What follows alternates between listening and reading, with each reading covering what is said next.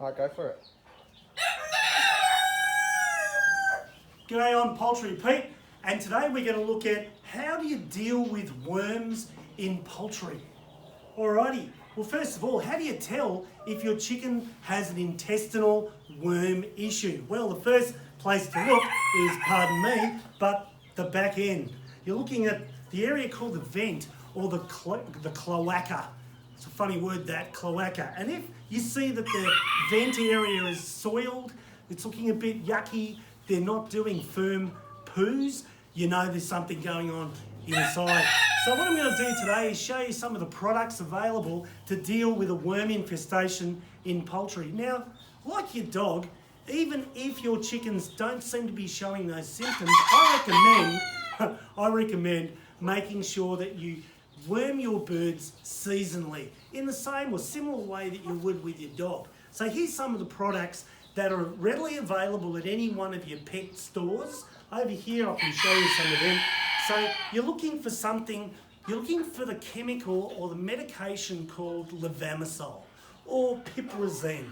Okay, now there's a lot of different labels on the market, but they're the two compounds. One of those is what you're looking for. So you've got a thing called moxidectin.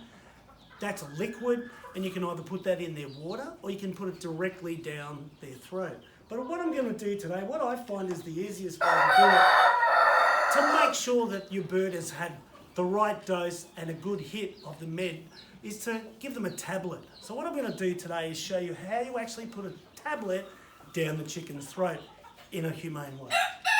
So here's what you need to do. First of all, I recommend that you learn how to hold the chicken confidently and securely.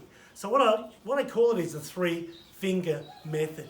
So if you make your non-dominant hand into like a fork and you get that middle finger to go between the two legs of the chicken can sit quite comfortably. Ginger's a good girl here. We call our Isobrowns Ginger. She's sitting quite comfortably there, and if she wriggles a bit, you can just make that grip a little bit firmer. So if the chook is confident, the chook's going to cooperate. So we're going to hold her in that fashion. Well, the other way you can hold her is like a side hug, all right? Now what we need to do, if we're going to work out how we're going to put this tablet in, we need to have a look inside the beak. Now if you have a very close, she's such a good girl. If you have a look inside the beak, you'll notice her tongue is on the bottom part of her mandible, and way at the back there's an air hole. See that air hole opening and closing? That's the trachea. Now what we want to do is to make sure that that tablet goes down the back into the esophagus. So there's a very easy way to do that, and that is to get your tablet. Now that's a little tablet called Avitrol, and the compound is levamisole, and that'll get rid of most worms, roundworms and tapeworms and the like. And what you do is you just get it a little bit wet, so it's going to slide down the back of her throat. And very gently, normally you'd get 2 people to do this, so you get 2 people to work together, is you put it over her tongue, you get your little finger, make sure that's wet too, and you just gently push it down the back of her throat, close her beak, rub underneath her wattles, and then the swallowing reflex kicks in, and there you go, straight down the hatch. Good girl, Ginge. Good girl.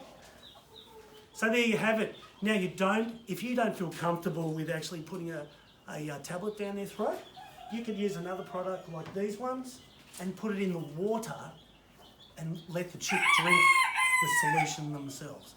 Either way, you're going to get a good result. My preference is a tablet because I know that she's had the correct dose. So there you have it, how to worm a chicken. Feel free to look at the rest if you subscribe to the website with lots more information like this, where we troubleshoot all kinds of common, regular issues with chickens. See you later.